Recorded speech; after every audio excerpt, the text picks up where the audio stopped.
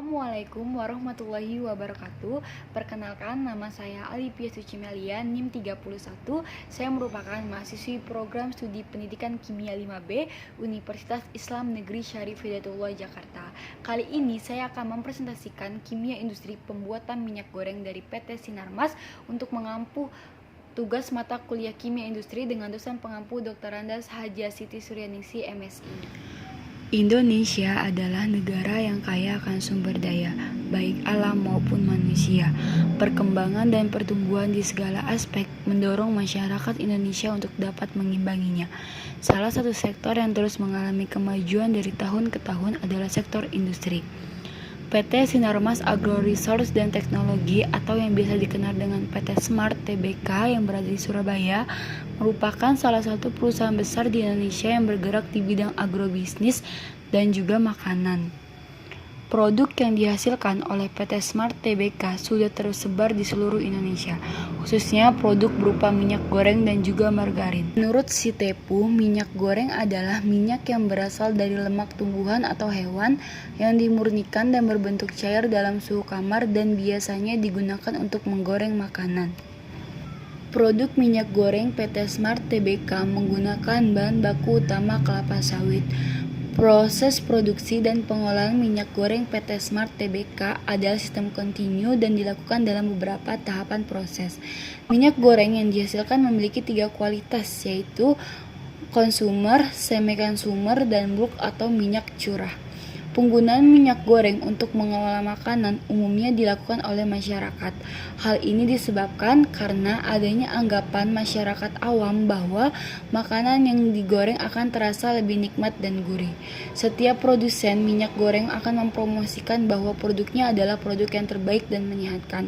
Misalnya, mengandung omega 3 dan 9, vitamin A, D, dan E, serta melalui 2 kali penyaringan dan tidak mengandung kolesterol.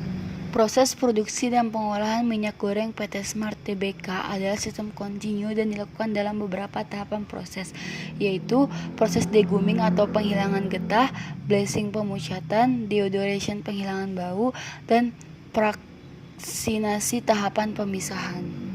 Selain 3 proses di atas, menurut informasi dari situs resmi PT Smart Tbk, proses pembuatan minyak goreng atau yang biasa dikenal dengan proses penyulingan minyak sawit dimulai dari yang pertama, minyak sawit mentah atau crude palm oil atau CPO diangkut dari pabrik ke kilang minyak melalui truk atau juga kapal. Kemudian setelah itu CPO dipisahkan ke dalam tangki berdasarkan kualitasnya. Kualitas CPO ini dianalisa berdasarkan 3 parameter, yaitu parameter yang pertama yaitu berdasarkan asam lemak bebasnya, yang kedua berdasarkan kelembapan dan ketidakmurniannya, yang ketiga berdasarkan penurunan indeks pemucatan. Karena kualitas CPO ini akan menentukan kegunaannya, apakah CPO ini akan menghasilkan makanan atau malah digunakan sebagai biodiesel.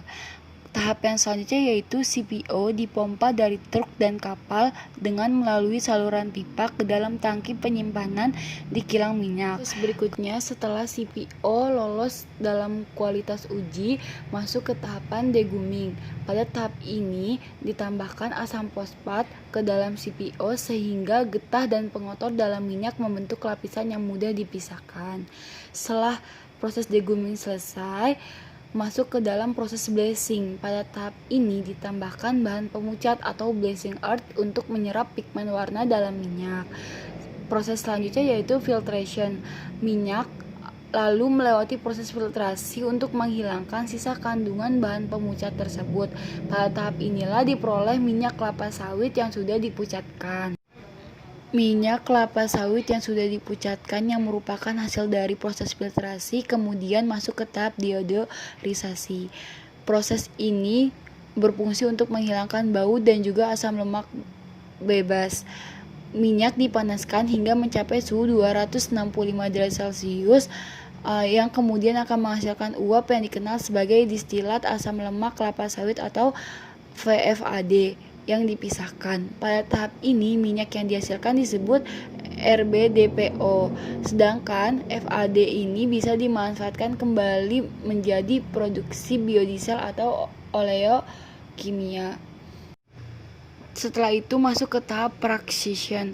Sebagian RBDPO dijual kepada pelaku industri minyak goreng. Sebagian besar lainnya diproses ke tahap fraksinasi di mana minyak didinginkan. Sebagian minyak akan mengalami kristalisasi pada tahap pendinginan, kemudian menjadi padat. Fraksi padat inilah yang disebut dengan stearin yang dipanaskan dalam bentuk margarin dan shortening. Sementara itu, bagian lainnya tetap cair dan pada fase cair ini disebut olein yang biasa digunakan sebagai minyak goreng. Tahap terakhir yaitu packing. Margarin, sorting, dan minyak goreng kelapa sawit dikemas dalam kotak, kantong, dirijen, dan muatan besar. Minyak goreng dikelompokkan berdasarkan titik kekeruhannya.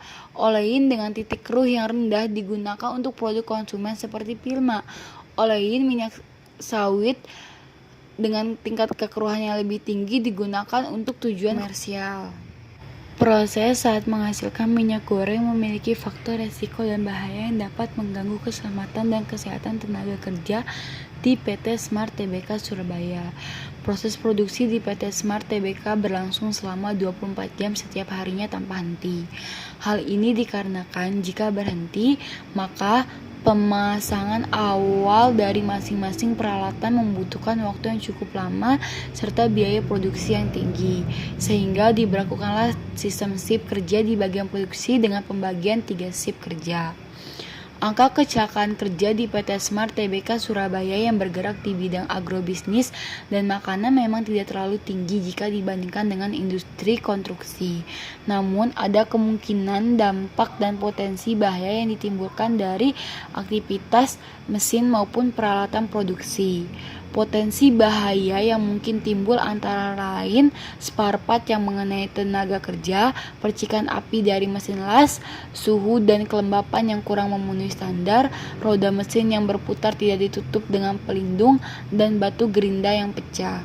Potensi bahaya tersebut tentu dapat menimbulkan dampak yang merugikan tenaga kerja bagian maintenance mekanik seperti kecelakaan kerja dan kebakaran. Banyaknya mesin yang memerlukan perawatan dan perbaikan menuntut tenaga kerja untuk selalu fokus dan konsentrasi dalam bekerja. Selain itu, tenaga kerja juga mendapatkan beban tambahan dari lingkungan kerja, seperti iklim kerja yang kurang sesuai dan kebisingan saat memperbaiki mesin. Hal tersebut berpotensi menimbulkan kelelahan pada tenaga kerja.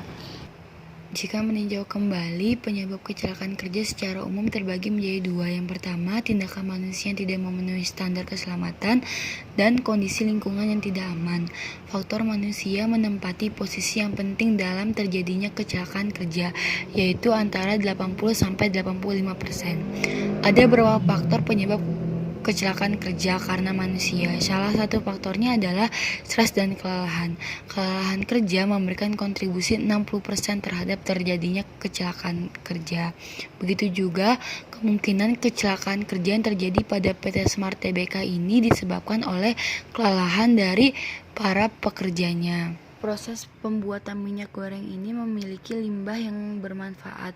Limbah tersebut dapat digunakan sebagai bahan bakar atau yang biasa dikenal dengan biodiesel. Biodiesel ini dihasilkan dari uap yang terjadi pada proses deodorisasi, di mana uap tersebut dikenal sebagai distilat asam lemak kelapa sawit atau PFAD yang kemudian diproses untuk menghasilkan suatu bahan bakar yaitu biodiesel. Presentasi yang dapat saya sampaikan. Semoga apa yang ada dalam video tadi bermanfaat untuk kita semua. Kurang dan lebihnya saya mohon maaf. Wassalamualaikum warahmatullahi wabarakatuh.